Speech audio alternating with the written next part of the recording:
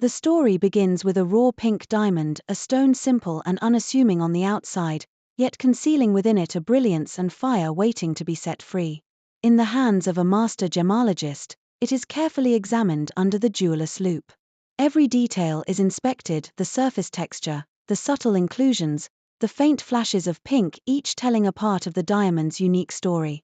Next comes the geometric planning, an intricate process where precise lines are marked to determine the future of every single facet. The aim is to bring out the rare pink color in its fullest intensity while preserving as much weight and value as possible.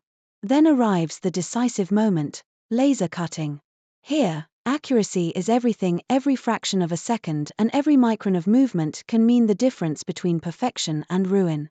The stone is divided with extreme care, as sparks and a light mist rise from the cutting surface.